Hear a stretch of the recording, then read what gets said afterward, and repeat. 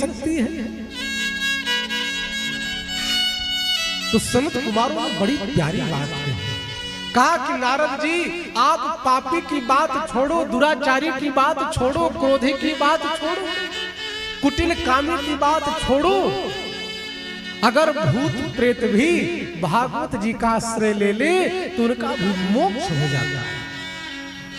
मनुष्य की बात ही आप छोड़ दें। अब नारद जी की जिज्ञासा और जगह, हाथ जोड़ करके कहा कि गुरुदेव क्या ऐसी कोई घटना कभी घटी है कि किसी प्रेत ने भागवत जी का आश्रय लिया और उसका भी उद्धार हो गया? अगर कोई ऐसी कथा हो तो सुनाओ। तब सुंदर कथा सुनाते हैं। शरद कुमारों ने कहा कि आप क्या समझते हैं? हे नारद जी, यह कथा शरद कुमार नारद जी को सुना रहे हैं और यही कथा श्री सूत जी महाराज इस सीतापुर के पास नैमिषारण्य में जो चक्र तीर्थ है वहां पर 88,000 ऋषियों को सुना रहे हैं। और यह कथा इस दहेव तिवारी का पूरा में श्री शारदा तिवारी जी के यहाँ बैठ करके हम सब सुन रहे हैं। शरद कुमारों ने कहा कि हे देवर्षि, बहुत पहले की बात है। क्या बात है? बहुत प्राचीन समय में, आज के सैकड़ों वर्ष पूर्व, तुंगभद्रा तटे पूर्व अभूत पत्तनमुत्तमम् यत्र वर्णाः स्वधर्मे सत्यशतकर्म तत्पराः। कहा कि बहुत सैकड़ों वर्ष पूर्व की घटना है। तुंगभद्रा नदी कहां पर है? बोले कर्नाटक के पास में तुंगभद्रा नाम की नदी। और आज के कई वर्ष पूर्व वहां पर एक ब्राह्मण देव रहते थे जिनका नाम था आत्मदेव। बड़े सत्कर्मी ब्राह्मण थे। आत्मदेवः पुरे तस्मिन् सर्ववेद विशारदाः श्रौतस्मार्ते सुनिष्णातु द्वितीय इव भास्करः। कहा कि आत्मदेव जी कैसे थे? बोले सर्ववेद विशारदा। बड़े ही ध्यान पूर्वक सुनेंगे। आज कथा बड़ी विलंब से प्रारंभ हुई। आज कथा का प्रथम दिवस, तो थोड़े देर की कथा हो, बड़े ही ध्यान पूर्वक इस कथा को श्रवण करेंगे। कहा कि आत्मदेव जी इतने ज्ञानी थे, जब ये चलते थे द्वितीय इव भास्करः, मानो लगता था भगवान सूर्य नारायण ही इन ब्राह्मण के रूप में आकर के विचरण कर रहे हैं। इतना दिव्य तेज मस्तक पर, ब्रह्मचर्य का तेज था। ऐसे भजनानंदी थे, ऐसे परम विद्वान थे, वेदांत वेद में परम निष्णात थे। और कहा कि ये बेचारे जितने ही सत्कर्मी सदाचारी थे, ठीक विपरीत इनकी भारिया। कहते हैं कि कभी कभी संतों को भी ऐसी पत्नी मिल जाती है महाराज कि पूछो ही। कहा कि ये बेचारे जितने सत्कर्मी थे, सदाचारी थे, और इनकी पत्नी का जब सनत कुमारों ने परिचय दिया तो कहा कि इनकी पत्नी कैसी? लोक वार्ता रता क्रूरा। बड़ी क्रूर थी महाराज। लोक वार्ता रता, कहा कि जो बहुत बातें करती है। कहा इनका नाम था धुंधुली। और ये इतना बात करती थी, जब आत्मदेव जी घर से चले जाएं, इसका पूरा दिन दूसरे की चुगली करने में, दूसरी की बुराई करने में ही बीतता था। लोक वार्ता रता। और कहा इतना ही नहीं, स्ववाक्य स्थापिका, ये अपनी बात को मनवाने के लिए किसी भी हद तक जा सकती थी। अगर इसने कहा कि ऐसा करना है तो करना है, अगर आप न करो महाराज तब तो घर में रहना मुश्किल। स्ववाक्य स्थापिका, अपनी बात की स्थापना करने के लिए किसी भी हद तक जा सकती थी। तो कहा कि महाराज पत्नी भी यदि अनुकूल मिल जाए तो समझो परमात्मा की बहुत बड़ी कृपा है, जो आपके अनुकूल चले। महाराष्ट्र के एक संत थे, नाम था तुकाराम जी। ऐसे भजनानंदी संत थे जो भगवान से वार्तालाप करते थे महाराज। ऐसे संत थे तुकाराम जी। और पत्नी इतनी क्रूर मिली महाराज, दिन भर गरियाती थी, दिन भर गाली देना उसका काम। और एक दिन तो कहा उसने कि तुम बैठ करके राम राम कर रहे हो, गन्ना की फसल तैयार है, बाजार में बेचने कौन जाएगा, बच्चों की फीस कौन जमा करेगा, तुम्हारे पास कोई काम नहीं है, एकदम बिल्कुल निठल्ले हो गए हो।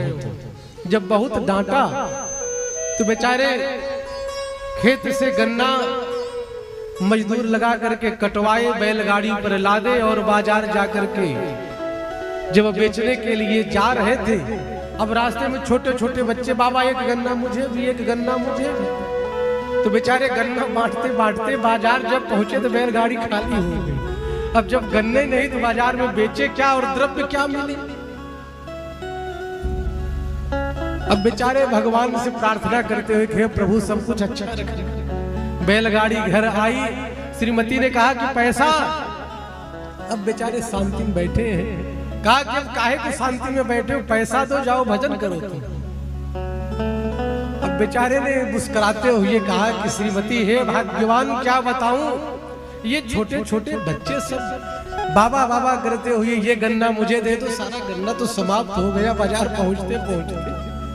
और जब बेचा ही नहीं तो पैसा कहां से दो। बड़ा क्रोधित हुई महाराज, और बैलगाड़ी में देखा तो एक गन्ना पड़ा हुआ था विशाल, और उसी को उठाया, खींच करके प्रहार कर दिया, गन्ने से मार दिया, और गन्ना दो भाग में परिणित हो गया, खंड खंड हो गया महाराज। और उस स्थिति परिस्थिति में भी तुकाराम जी के भीतर क्रोध नहीं आया। मुस्कुराते हुए कहा, हे ईश्वर, हे परम पिता परमात्मा, तुम्हारी कितनी बड़ी कृपा। गन्ना एक था और शरीर पर चोट लगने के कारण दो भागों में हो गया। हे भाग्यवान, एक गन्ना तुम चूस लो, एक गन्ना मैं चूस लेता। ऐसा संतत्व था। गांव वालों ने विचार किया कि तुकाराम जी को आज क्रोधित करके देखता हूं। कहा कि जब ये गंगा स्नान करके लौट रहे थे तो कई व्यक्तियों ने समूह बना करके इनके ऊपर मिट्टी इत्यादि फेंका, मलमूत्र फेंक दिया।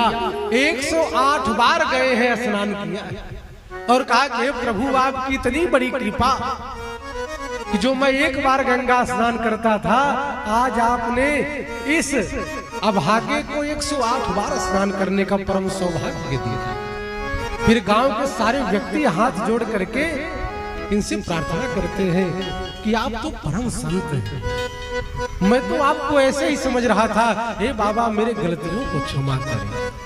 और कहते हैं कि संत तुकाराम जी की प्रथम शिष्या उनकी धर्म पत्नी हुई। बाद में जब पता चली कि हमारे पतिदेव तो वैसे हैं जो भगवान से वार्तालाप करते हैं, कितने दिनों तक भगवान सेठ के रूप में राशन लेकर के मेरे घर में आते थे, ये मेरे पति की कृपा, और मैं इनको इस प्रकार से अनाप शनाप गाली देती थी और इन पर जुल्म करती थी।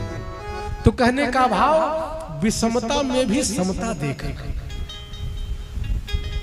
जैसी स्थिति में है परमपिता परमात्मा का शुक्रगुजार हो जाना कि प्रभु, हो सकता है कि आज दुख के दिन है, निश्चित ही हमारे कर्मों का यह लेखा जोखा है, और आपकी कृपा निश्चित एक दिन हमारे ऊपर होगी और हमारा दुख भी चला जाएगा। जैसे रात्रि के बाद दिन आता है, वैसे दुख के बाद सुख आएगा। तो इस प्रकार से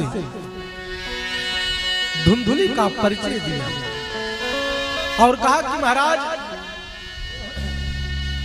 आत्मदेव जी परम विद्वान थे, और कहा कि जब पड़ोसी अच्छे मिल जाए महाराज तो कहना क्या, इनके पास सब कुछ था, धन था, वैभव था, लेकिन इनके एक संतान नहीं थे। गांव के लोग ताना मारते थे।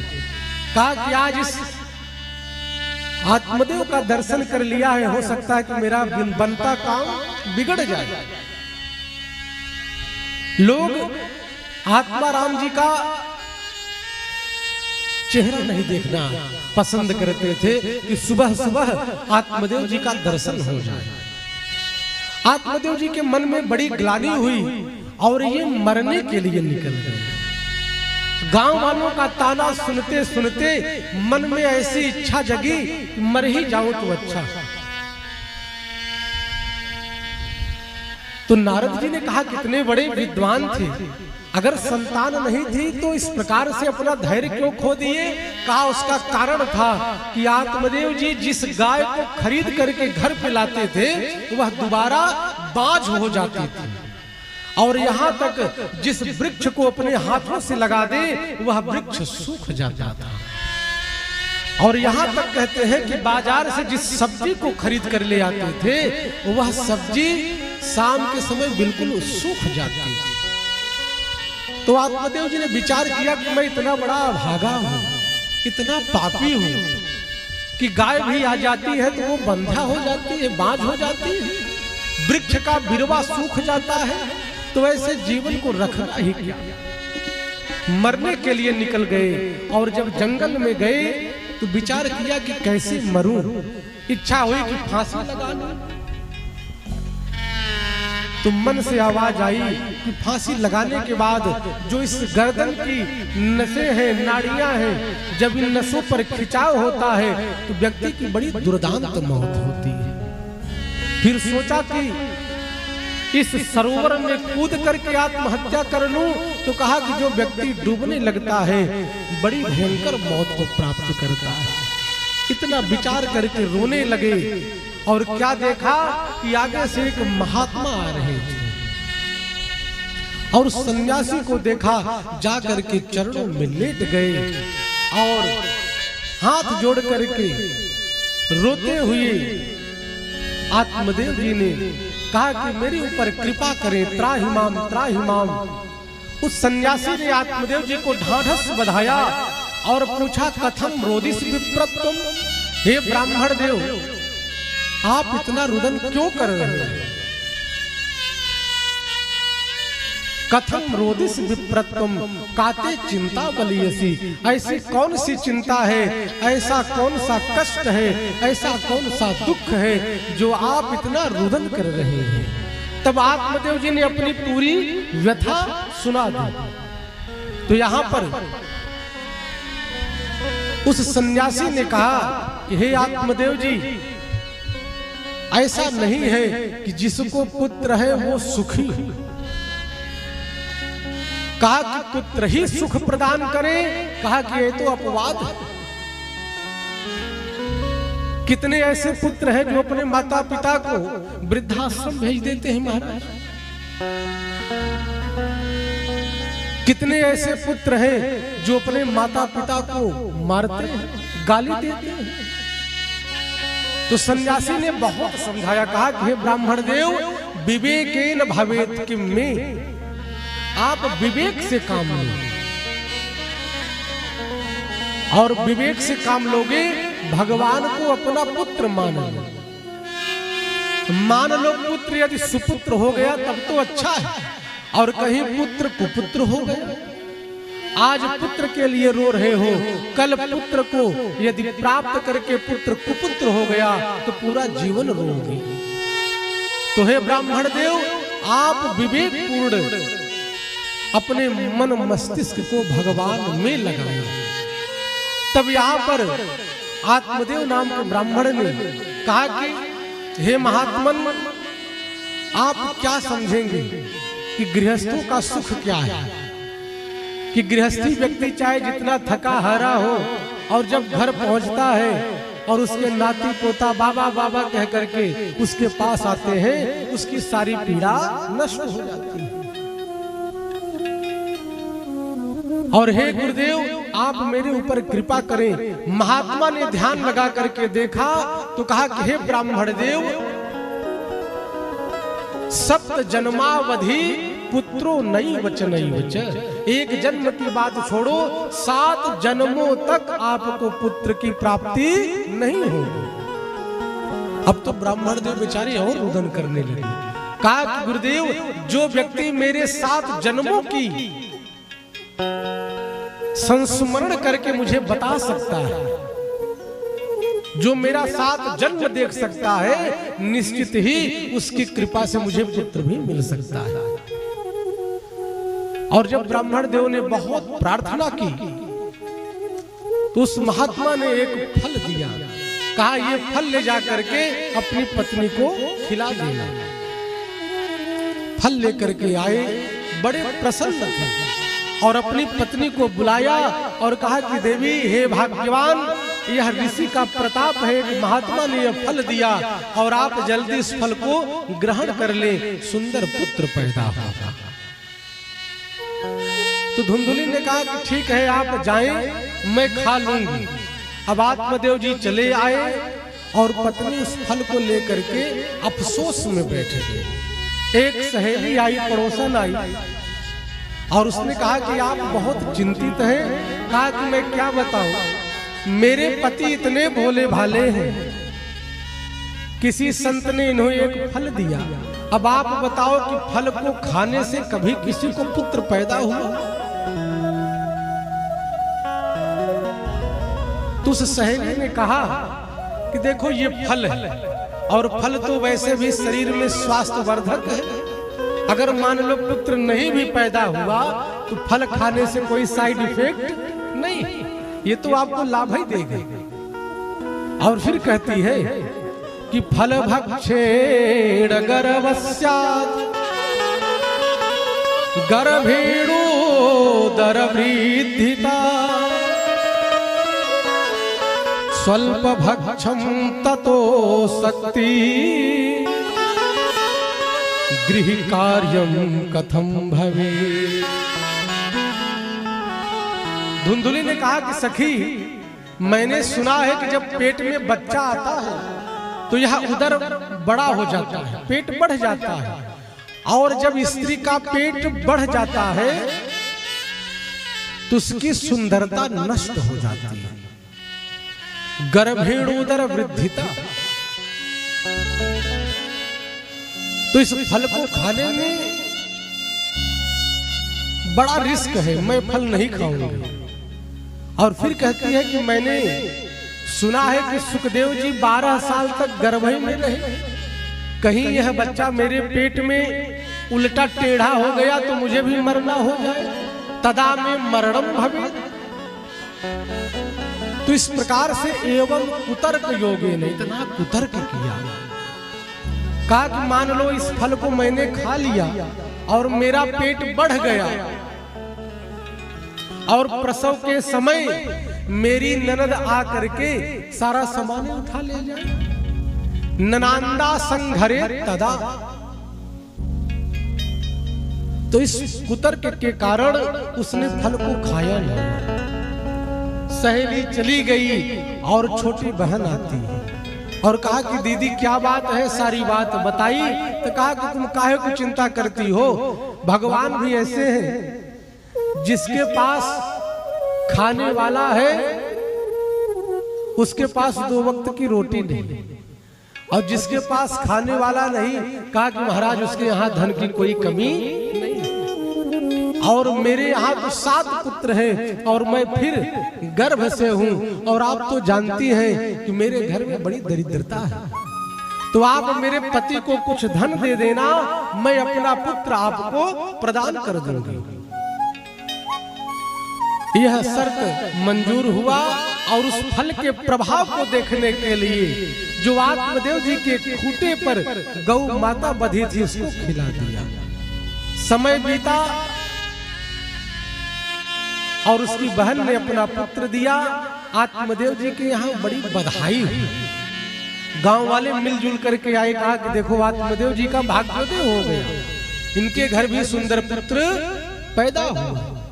और 3 महीना बीता, उस गौ से भी एक सुंदर पुत्र पैदा हुआ। त्रिमासे निर्गते चाथ साधेनु सुसुवेर्भकम्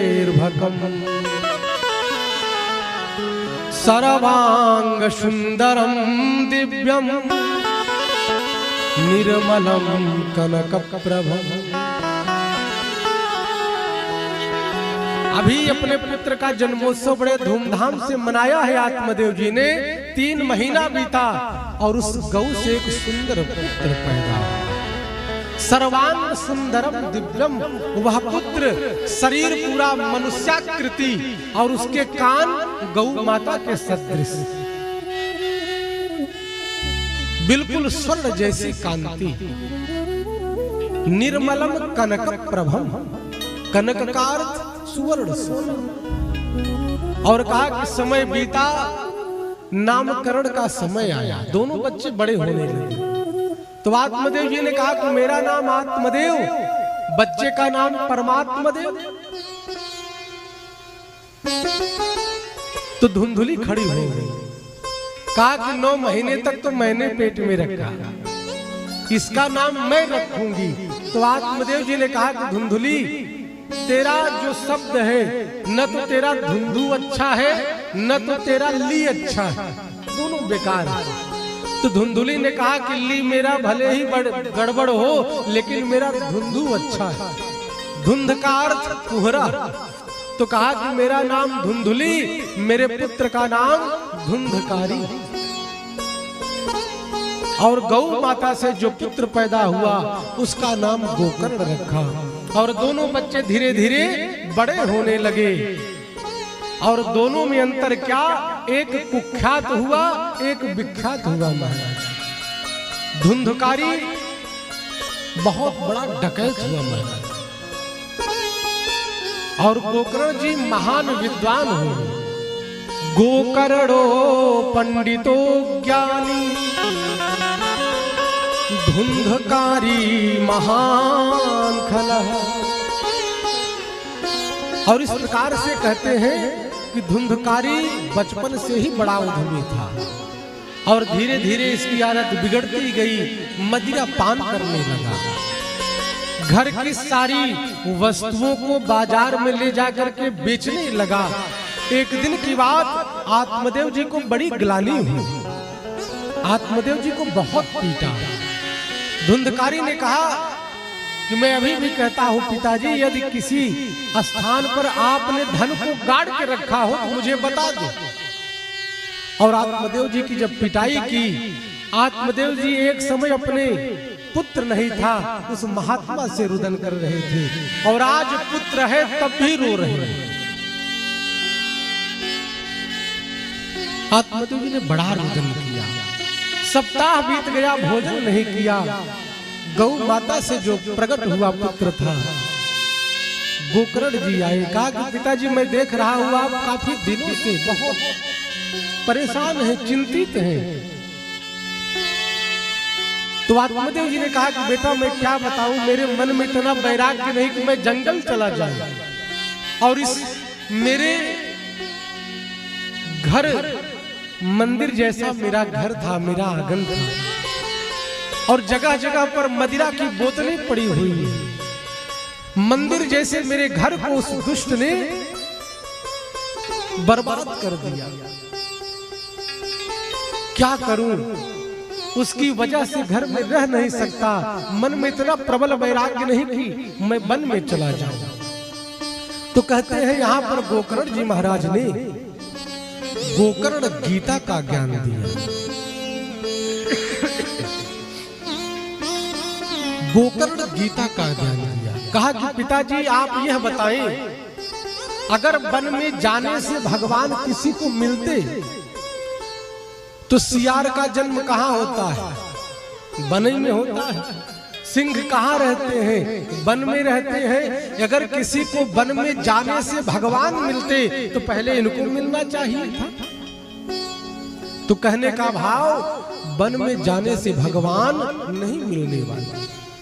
और आपने कहा कि मैं इस घर में रहूं तो कैसे रहूं? तो कहा कि हे पिताजी आप एकांत का सेवन करें, और हे पिताजी आप जो घर के प्रति आसक्ति है, आसक्ति किसकी? यहां पर बड़ा दार्शनिक भाव दिए। कहा कि गोकर्ण का यदि हम अध्यात्म पटल देखें, गोकर्ण किसे कहते हैं? गोसु उपनिषदसु कर्णौ यस्य सह गोकर्ण, जिसकी इंद्रियों में वेदोपनिषद यानी वेद वेदांत उपनिषद जैसे संस्कार आ जाए वही गोकर्ण है। जिसकी कर्णेंद्रियां, गोकार्थ बड़े ध्यान पूर्वक सुनेंगे, गोकार्थ इंद्रियां, गो कहते हैं इंद्रियों, कर्ण माने कान। कहा कि जिसकी कर्णेंद्रिय भगवत कथा श्रवण में हरदम नित्य निरंतर आकर्षित रहे, लगी रहे, वही गोकर्ण। और फिर इसका अध्यात्म दार्शनिक भाव देते हैं कि धुंधकारी कौन? कहा कि धुम धुम करोतीति धुंधकारी, जिसके जीवन में धर्म नहीं, जिसके जीवन में धर्म नहीं, काम सुख द्रव्य सुख प्रधान, जिसके भीतर भक्ति नहीं। जैसे बड़ी सुंदर व्यवस्था यहाँ पर श्री शारदा प्रसाद तिवारी जी ने किया है, और कथा का निमंत्रण सभी लोगों को दिया, और कह रहे थे कि महाराज कल भी कुछ कार्ड बांटना है, और इतनी सुंदर व्यवस्था की। लेकिन कहा कि इस कथा में वही आ सकता है जिस पर भगवान की कृपा। और कितने लोग तो कहते हैं कि महाराज हम घर ही सुनत रहे, बड़ी अच्छा कथा, बड़ी अच्छी कथा चल रही है, यहां तक आ ही नहीं पाते। उनका जो पाप है वो आने ही नहीं देता है, उनका अहंकार, उनकी ईर्ष्या यहां तक आने ही नहीं देती। तो जिसके जीवन में द्रव्य सुख, विषय सुख ये प्रधान हो, वही धुंधकारी है। तो गोकर्ण जी ने कहा कि पिताजी सबसे पहले करना क्या है कि देहे स्थिमान सरुधिरे अभिमतिं त्यजा त्वं जाया सुता दिशु सदा ममता विमुच पश्चानिशं जगदिदं क्षणभंगनिष्ठम् वैराग्य राग रसिको भवभक्तिनिष्ठ।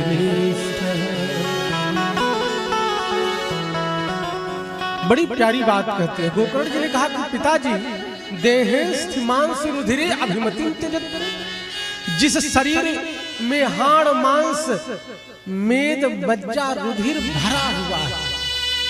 भाई इस शरीर के भीतर क्या है?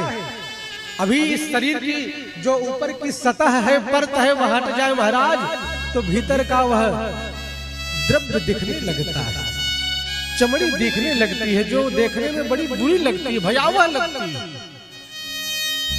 का इस हाड़ मांस के शरीर में जिसमें रुधिर मेद मलमूत्र भरा हुआ है महाराज, उस शरीर से हम इतनी प्रीति करते हैं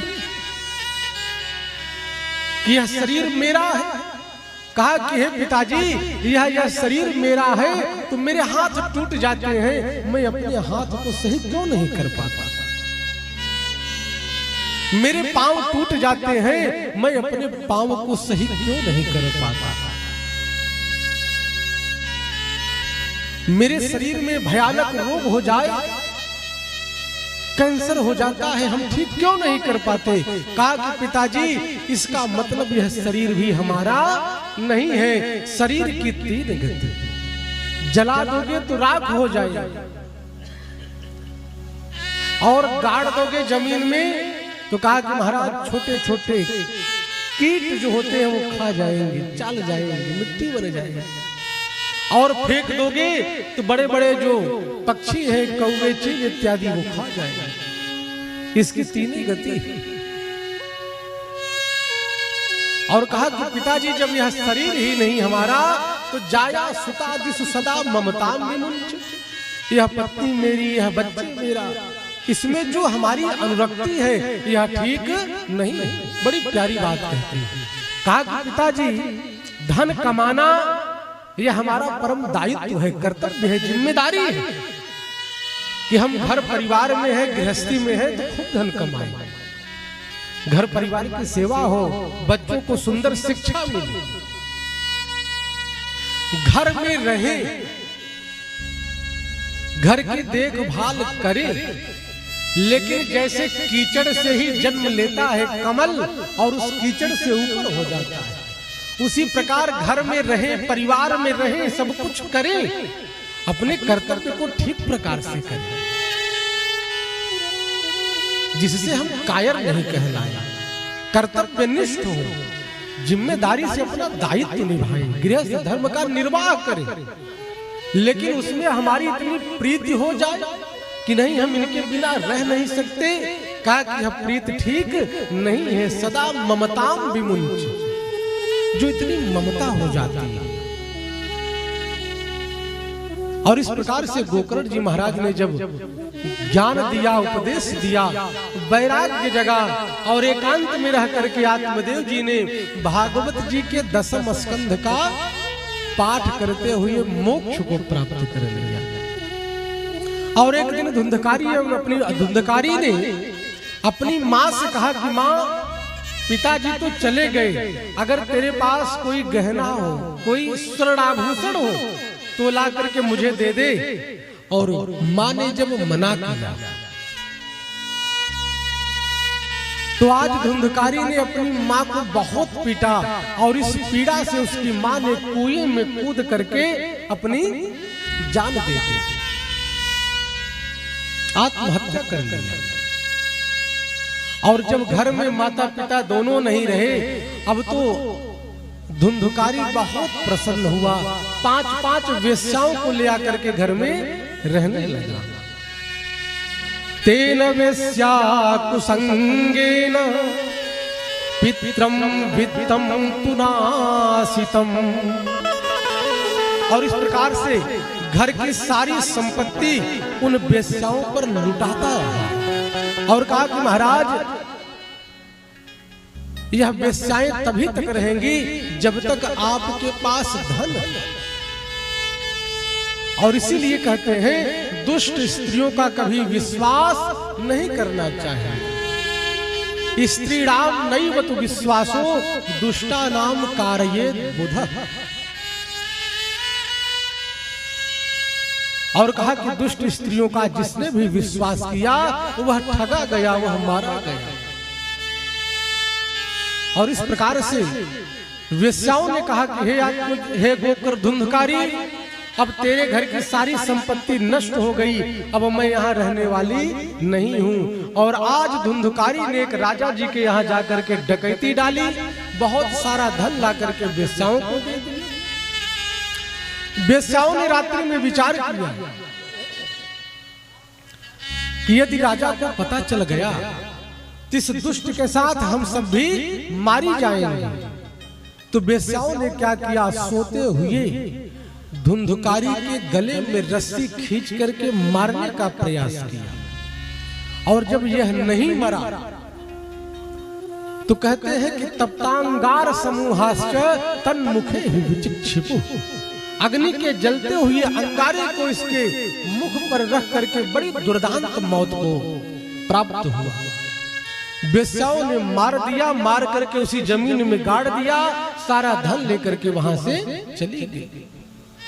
समय बीता, कई वर्षों के बाद गोकर्ण जी महाराज जो तीर्थाटन करने गए थे, आज लौट करके घर आए। और जब घर में प्रवेश करने लगे तो क्या देखा, सकृत में सकृत हस्ती सकृत च महिषी भवन सकृत इंद्र सकृत अग्नि।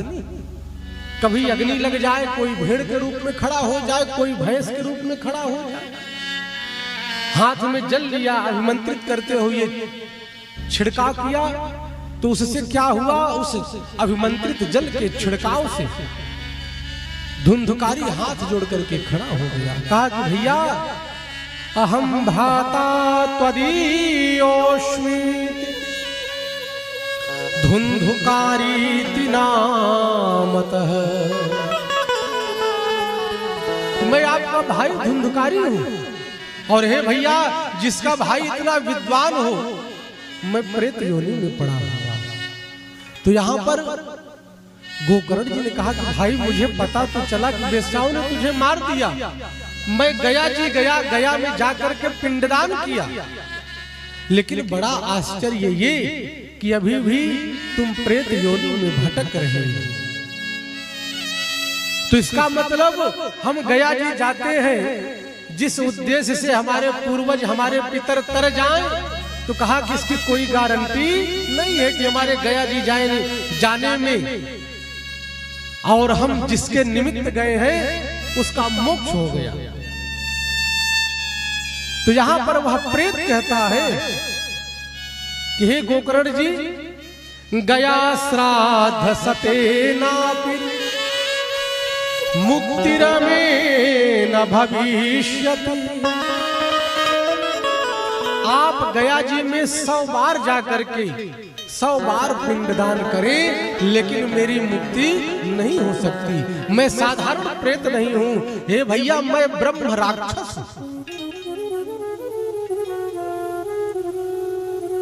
तो इस प्रकार से गोकर्ण जी ने कहा कि ठीक है भाई, रात्रि में निवास करूंगा, सुबह कुछ समाधान ढूंढता हूं।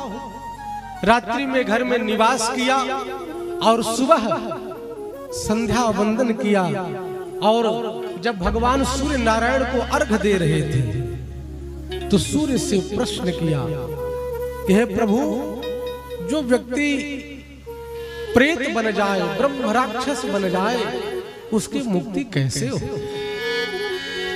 तब भगवान सूर्य नारायण ने आकाशवाणी के माध्यम से कहा, इति सूर्य वचैः सर्वैः धर्म रूपम तु विश्रुतम। साक्षात धर्म के अवतार भगवान सूर्य नारायण ने कहा, श्रीमद् भागवतान मुक्ति सप्ताहम वाचनम कुरु।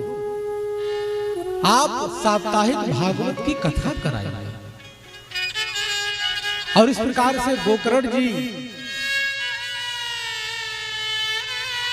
गांव में सबके यहाँ गए और सबसे कहा कि भैया मेरा भाई प्रेत हो गया है, यदि आप लोग थोड़ा थोड़ा सहयोग कर दे तो सब बैठ करके कथा सुने। और इस प्रकार से पूरे गांव वालों ने सहयोग किया, भागवत की कथा हुई। और उस कथा में धुंधुकारी का आवाहन किया, तो वह प्रेत कहाँ जाए? प्रेत तो ज्यादा देर तक कहीं पर ठहर नहीं सकता है। और देखा कि जहां पर कथा हो रही थी उसके दक्षिण दिशा में एक 7 गांठ का बांस गड़ा हुआ था, और उसी बांस में जाकर के धुंधुकारी ने पहले दिन की कथा सुनी और वह गांठ फट गई। प्रथम ग्रंथि विभेदनम, और दूसरे दिन की कथा, तीसरे दिन की कथा, इस प्रकार से सप्त ग्रंथि विभेदनम, बांस की 7 गांठ चटचटा करके टूट गई, और उसमें से धुंधुकारी जो प्रेत था वह देवत्व को प्राप्त हो गया। और भगवान के बैकुंठ से विमान आया, भगवान विष्णु के पार्षद धुंधुकारी को विमान में बिठाल करके जब ले जाने लगे तो गोकर्ण जी ने हाथ जोड़ करके कहा कि आप कौन, अपना परिचय दे। तब अपना परिचय दिया, कहा कि आपकी कथा के प्रभाव से यह जो प्रेत था यह देवत्व को प्राप्त हो गया और यह वैकुंठ का अधिकारी हो गया। हम सब इसे वैकुंठ लेकर के जा रहे हैं। तो गोकर्ण जी ने हाथ जोड़ करके कहा, हे पार्षदों, कथा तो संपूर्ण गांव वालों ने सुना, अगर विमान लाना था तो सबके लिए लेकर के आना।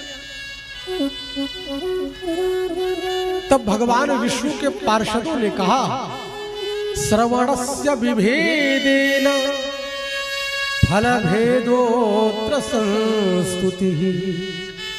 कथा के श्रवण में भेद के कारण, बड़े ध्यान पूर्वक सुनेंगे, थोड़ी देर की कथा हो, बड़ा ही महत्वपूर्ण प्रसंग है ये। भगवान के पार्षदों ने कहा कि आपके संपूर्ण ग्रामवासियों ने कथा सुना, लेकिन इस प्रेत ने जैसी कथा सुनी वैसे किसी ने नहीं सुना। तो कथा के 3 अधिकारी बताए। पहला कहा कि उत्तम श्रोता के लक्षण क्या, जो कथा प्रारंभ होने के पहले ही आ जाए और कथा आरती प्रसाद लेकर के जावे, ठीक प्रकार से कथा को श्रवण करे, ये उत्तम श्रोता का पहचान। और कहा कि द्वितीय श्रोता, कहा कि महाराज जिनको नींद कभो ना हो और कथा में आ जाए, बढ़िया नींद आती। और कहा कि तीसरा, कहा कि श्रोता महाराज, जैसे श्रोता चलता रहता है, कहा कि अगर भगवान की प्रेरणा से कोई कथा में पातकी जीव आ जाए तो जब तक बैठा रहेगा तब तक बतलाता रहेगा कि अपने दरवाजे पर क्यों कथा रख दिया, इनको खेत में कराना चाहिए, यहाँ ऐसा कर देते तो और अच्छा हो जाता। वो 3 घंटा केवल यही विचार करते ही समाप्त कर देता है। तो कहा कि महाराज जो सरौता है इनका उद्धार नहीं होता है, इनको चलनी की उपमा दी गई। कहा कि चलनी कैसी, कहा कि चलनी जैसे आप जल डाले तो वह चलनी करती क्या है, सारा जल गिर जाता है। और उस चलनी में आप सुंदर यदि गेहूं का आटा डालें तो जो सुंदर पदार्थ खाने योग्य है चलनी उसको गिरा देती है, और जो असार तत्व है उसको ग्रहण करती है। तो कहा किसी प्रकार से सरौता है। और कहा कि महाराज जो कथा में आकर के सो जाए उनका भी उद्धार हो जाता है। कहा कैसे, कहा कि मान लो जैसे हम तीर्थराज प्रयाग गंगा स्नान करने गए, मन में विचार आया कि चलो गंगा जी के उस पार चलते हैं, अरेल नैनी सोमेश्वर महादेव का दर्शन करते हैं। तो कहा कि महाराज नाव पे बैठने के बाद जो जग रहा है गंगा जी के तरंगों का आनंद ले रहा है, चहचहाते हुए पक्षियों को दाना चुगा रहा है। और जो नाव में बैठ करके सो गया, कहा कि महाराज भले ही वह तरंगों का आनंद नहीं लिया, पक्षियों को दाना नहीं चुगाया, लेकिन गंगा को पार वो भी हो गया जो नाव में सवार हो गया। तो कथा की इतनी बड़ी महिमा कि जो कथा में आकर के कथा को सुने उनका भी उद्धार, जो कथा में आकर के सो जाए उनका भी उद्धार हो जाता है। तो कहते हैं कि गोकर्ण जी बेचारे पूरे गांव वालों को फिर से एकत्रित किए और दोबारा भागवत की कथा गाई गई और सबके लिए विमान आया। सारे गांव वाले सशरीर बैकुंठ चले गए महाराज। कहा यह घटना तो वैसे घटी जैसे जब राघवेंद्र सरकार राजा रामचंद्र जी जब अवध को छोड़ करके जाने लगे, उनके पीछे पीछे सारे अवधवासी चले गए। अयोध्या ते वासिना पूर्वी यथा रामेण संगता, जैसे राम जी के संग में सारे अवधवासी जब गए तो ये भी बैकुंठ चले गए।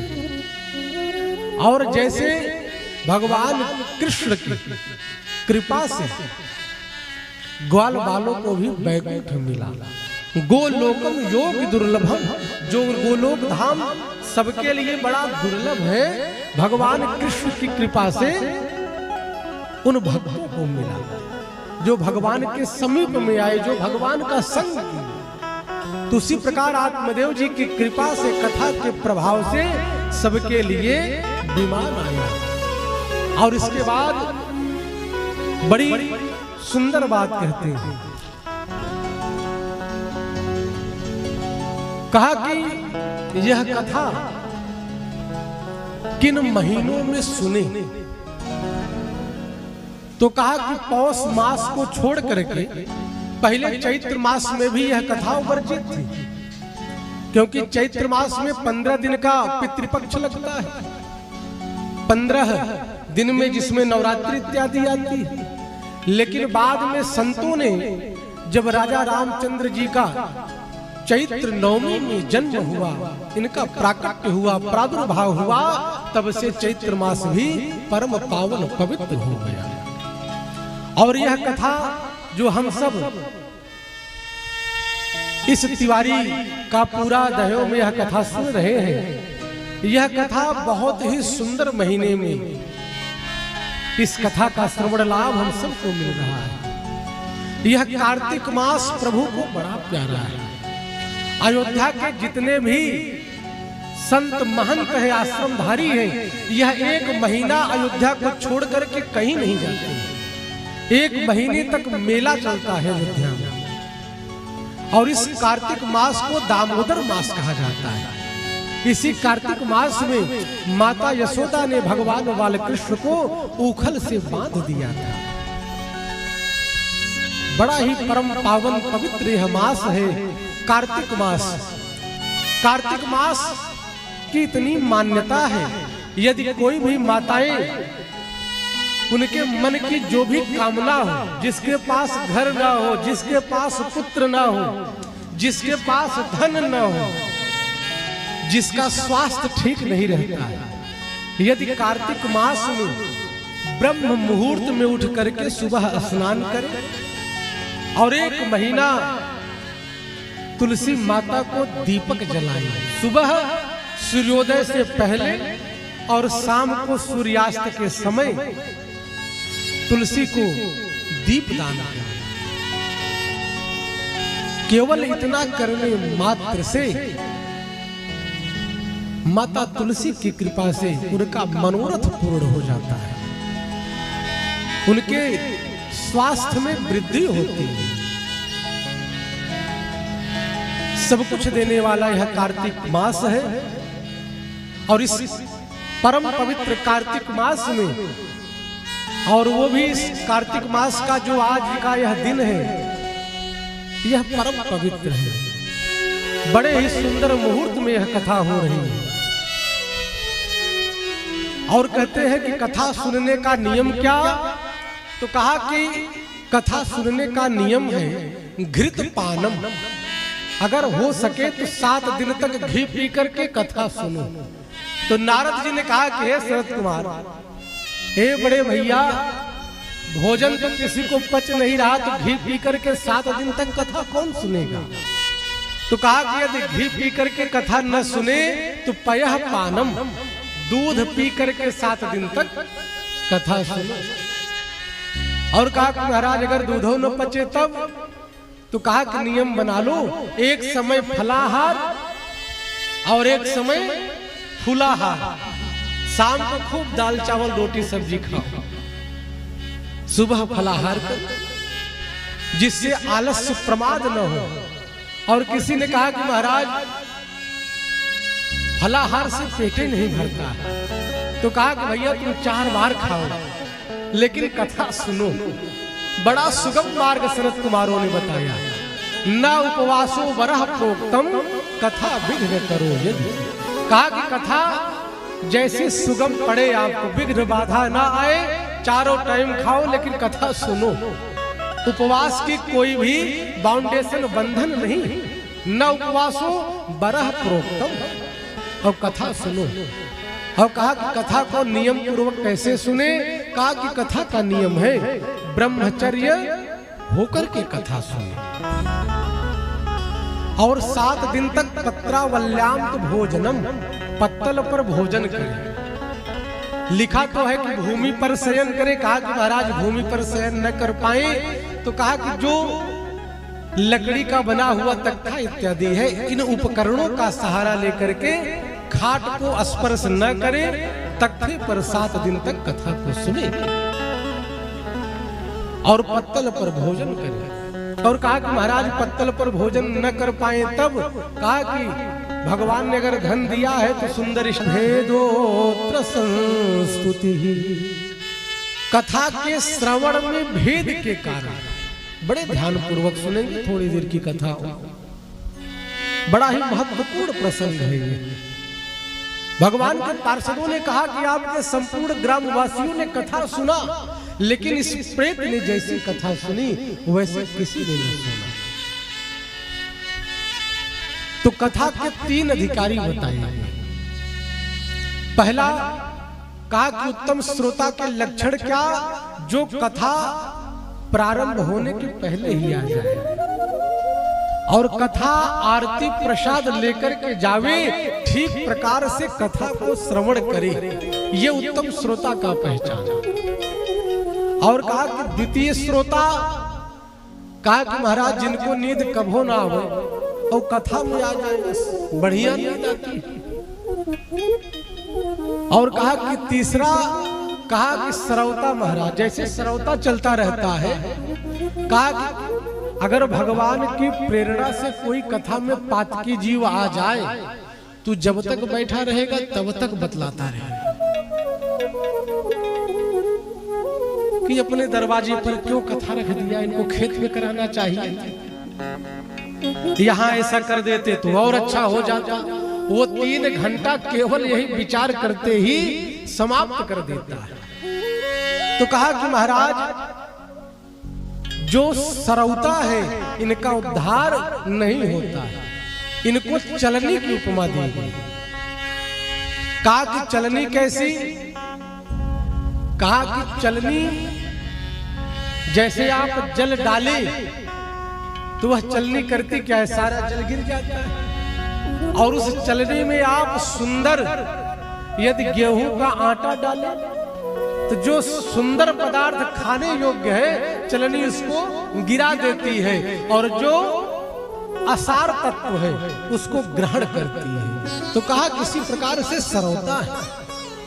और कहा कि महाराज जो कथा में आकर के सो जाए उनका भी उद्धार हो जाता है। कहा कैसे, कहा कि मान लो जैसे हम तीर्थराज प्रयाग गंगा स्नान करने गए, मन में विचार आया कि चलो गंगा जी के उस पार चलते हैं, अरैल नैनी सोमेश्वर महादेव का दर्शन करते हैं।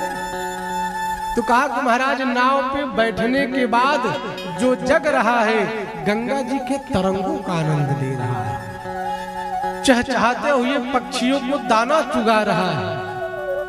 और जो नाव में बैठ करके सो गया, कहा कि महाराज भले ही वह तरंगों का आनंद नहीं लिया, पक्षियों को दाना नहीं चुगाया, लेकिन गंगा को पार वो भी हो गया जो नाव में सवार हो गया। तो कथा की इतनी बड़ी महिमा कि जो कथा में आकर के कथा को सुने उनका भी उद्धार, जो कथा में आकर के सो जाए उनका भी उद्धार हो जाता है। तो कहते हैं कि गोकर्ण जी बेचारे पूरे गांव वालों को फिर से एकत्रित किए और दोबारा भागवत की कथा गाई गई और सबके लिए विमान आया। सारे गांव वाले सशरीर बैठे।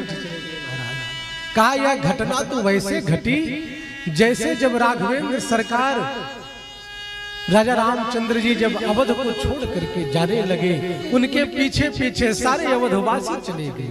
अयोध्या ते वासिना पूर्वी यथा रामेण संगता, जैसे राम जी के संग में सारे अवधवासी जब गए तो ये भी